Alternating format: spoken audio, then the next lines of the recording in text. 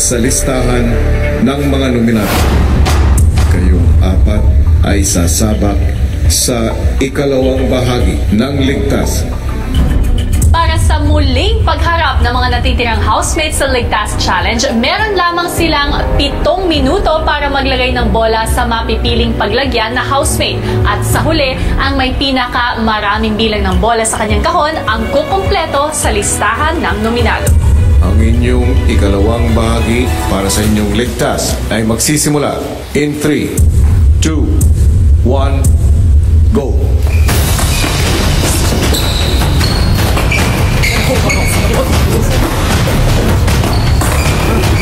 One ball.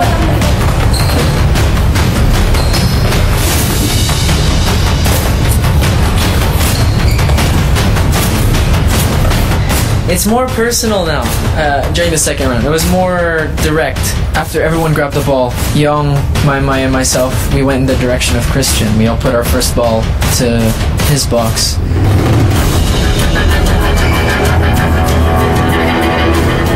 Sa amin, mas advantage si Edward kasi malayo yung container niya. Mas malapit kay Christian, isa siya sa pinakamaraming naibuto kong bola.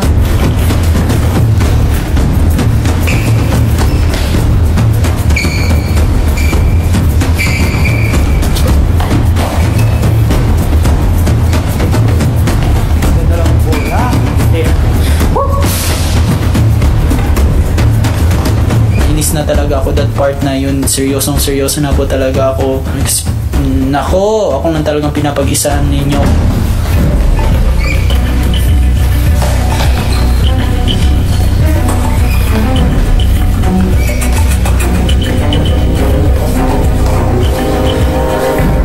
It's a really 3-on-1 battle po talaga, kuya, pero kaya ko po kahit I am outnumbered, I am outmatched, still pinapakita ko na lalaban ako.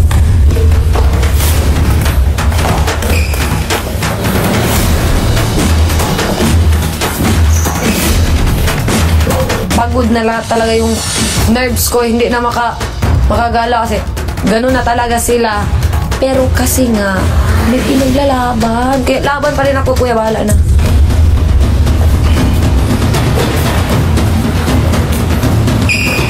Last 2 minutes.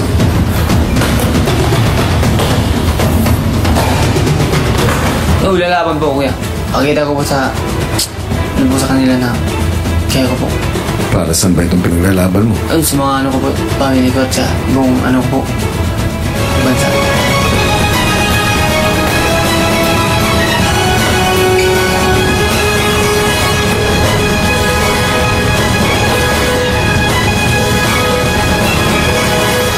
Housemates, tapos na ang oras. Tigil.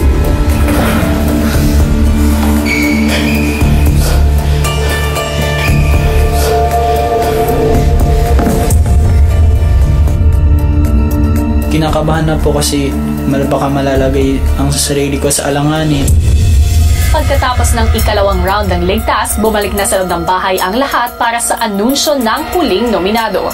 Sino sa inyo, Christian, Yung, Maymay, at Edward, ang mapapabilang sa listahan ng mga nominado ngayong linggo? Ang pangalan na aking babanggitin ang kukumpleto sa listahan ng mga nominado sa linggo ito. At ito yun, Yung. Nominado ka sa linggong ito. Congratulations, Christian. Ligtas ka. Napakasarap sa pakiramdam, kuya, na lahat ng paghihirap, lahat ng hard work, worth it po talaga, kuya. Kahit na ilang beses nila akong ina-nominate, ilang beses nila akong try patalsikin dito sa bahay niyo po, lalaban po ako hanggang sa dulo kasi may reason po ko, may dahilan po ako bakit ako nandito. Christian, that fighting spirit. Even though he's been nominated a lot of times, I have the most respect for him because that's not easy to keep on fighting. Dito nagtatapos ang proseso ng nominasyon. Na ano din po yung puso ko po na first time po nominado po, kuya. Masakit din po, kuya.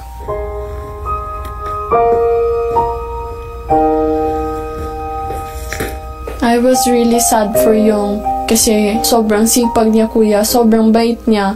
Hindi niya po deserve na ma-nominate. Paunti-unti po kami na doon pa po ako nalagay pa na sa nominado. Kahit man nominado po ako na dapat din po ako lalaban kuya. May na yung utak ko pero yung loob ko malakas kuya.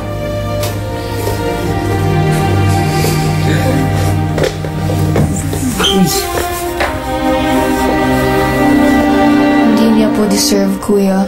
Mas deserve niya pa po na magstay pa po talaga kaysa sa akin.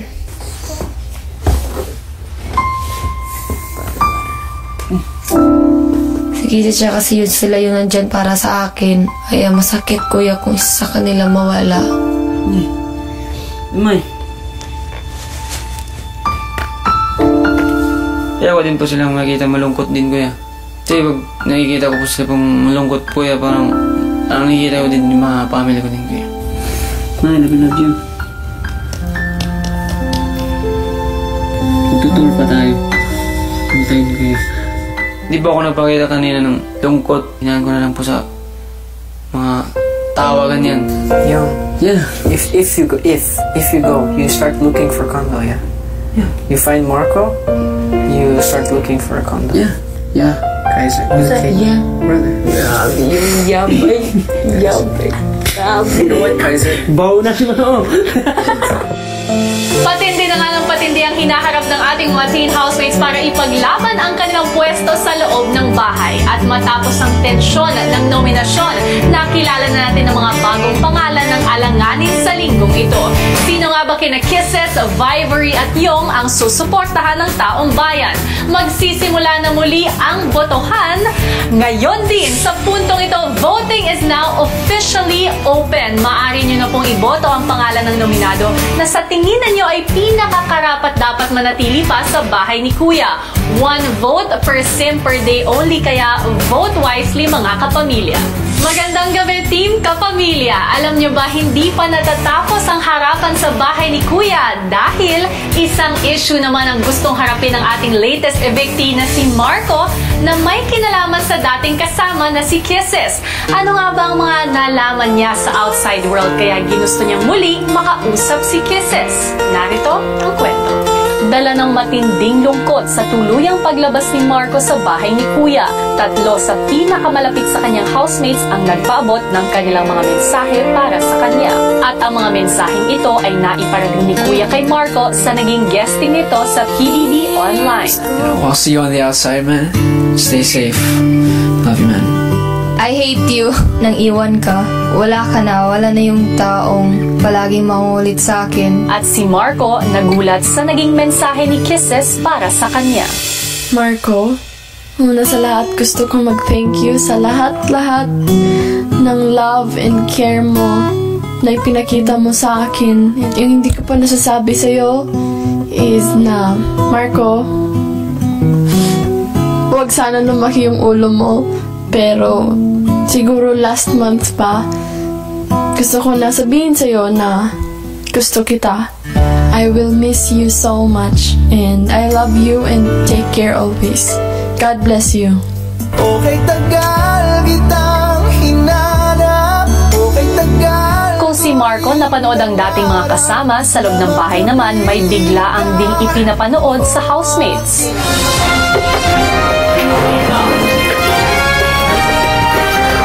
Magandang araw mga teen housemates! Nandito na naman ako, Robby Domingo para sa Pinoy Big Balita! Sa araw na ito, may mga balita akong ibubunyag tungkol sa mga Lucky Season 7 X Teen housemates ni Kuya paglabas nila ng Pinoy Big Brother House. Matapos lumabas ng bahay ni Kuya, si Aizen ngayon ay kasalukuyang tinutuloy ang kanyang pag-aaral at dumadaan sa homeschooling. Pero maliban dyan, nagkaroon din siya ng iba't ibang guestings tulad na lamang ng pagbisita niya sa Magandang Buhay. Sobrang natutuwa po na may balita po kami tungkol sa kanila. Sunod naman ang pangalawang teen evictee na si Rita. Nagkaroon din siya ng guesting sa Tonight with Boy. Sa Magandang Buhay kung saan Sobrang nagwa-wonder po talaga kami, nagtataka po kami kung ano na bang ginagawa nila. third evictee, teen housemate, Finech. Aktibo pa rin siya sa pagpapatuloy ng kanyang pagsayaw ng ballroom. Masaya ako, kuya, sa mga ex-housemates. Na proud ako. Kamustahin naman natin ang ex-teen housemate na si Heaven. Good news! Dahil matapos ang operasyon ng kanyang ina, na-discover na benign ang mass na nakita kay Mami Luan at nasa mabuti siyang kalagayan ngayon. Sa ngayon, at eto ngayon mga teen housemates, mainit na balita. Kamustahin naman natin ang latest victim ng bahay ni Kuya na si Marco. Naging emosyonal nga ang paglabas ni Marco sa bahay ni Kuya pero agad naman siyang sinalubong ng kanyang ina. At sa kanyang pag-alis ng bahay, nagsimula ng kanyang mga guesting sa iba't ibang programa ng ABS-CBN. Simula sa pagdalaw niya sa PBB Season 7 online kung saan isang revelasyon ang nadiskubre niya. Nakabahan ako kasi sabi niya may sikreto. Naging sikreto. Pero feel ko nakikisses yun. So nararamdaman niya kay Marco. Ano kaya ang mga sikreto na nalaman ni Marco tungkol sa mga housemates? Panoorin natin. Marco, muna sa lahat gusto ko mag-thank you sa lahat-lahat ng love and care mo na ipinakita mo sa akin and sa ating mga kasama. And yung hindi ko pa nasasabi sa'yo, huwag sana lumaki yung ulo mo. Pero siguro last month pa, gusto ko na sabihin sa'yo na gusto kita. Okay, tagal kitang hinanap. Okay, tagal. Habang sinasabi ko yun, I feel free kasi nasabi ko yun sa kanya. Kaya masaya na ako dun. Siya ang pinaka-sweet na lalaki na na-meet ko. And napaka-selfless niya. Lagi niya iniisip yung kapakanan ng iba. Kaya marami na po kasi akong napagsisisihan na yung mga taong minamahal ko, hindi ko po sa kanila nasasabi kung gaano ko sila na-appreciate. So this time, kuya, naisip ko na gusto ko lang is sabi ko, God bless you. Masaya pa rin kasi nasabi niya yung katotohanan kay Marco. Para hindi pa rin ang huli lahat. Alam niyo na! Yeah, I'm not really sure kung ano yung reaction niya talaga. Kung magkikita kami ulit, actually, kuya, hindi ko po alam kung ano yung gagawin ko. Kasi hindi po ako sure kung paano niya po tinik yung sinabi ko. Kung si Kisses napaisip dahil sa napanood na balita, si Marco naman nilapitan si Kuya dahil sa kanyang mga nalaman. Welcome back, Marco. Matanong nga kita, Marco. Mula nung lumabas ka ng bahay ko, anong mga bagay ba ang mga napag-alaman mo? Yun, nalaman ko po about Kisses. Wow, I didn't expect that. Yung nakita ko po after sa PBB Online, nakita ko yung video message niya para sa akin. And wow, in 1 second in my head, all the memories that I had with her, natatandaan ko yung habang umiiyak siya dahil sa akin. And I was thinking because oversensitive siya, yung pala, kasi may gusto siya sa akin. And yun po, parang ako pag nakikita kong tao na nasasaktan dahil sa akin, it's not easy. I'm so selfish. Really, Kuya, I don't know how to say sorry to Kisses. Hindi ko naiintindihan siya. Say it with your heart. Marco? Yes, Kuya. Yung paghanga, dumarating yan at nawawala. Pero ang pagkakaibigan, pagmatagalan yan at pinapahalagahan ko ang samahan na nabuo ninyo. Bibigyan ko kayo ng pagkakataon para makapag-usap. Thank you, Kuya. Susunod ang paghaharap muli ni na Marco at Kisses.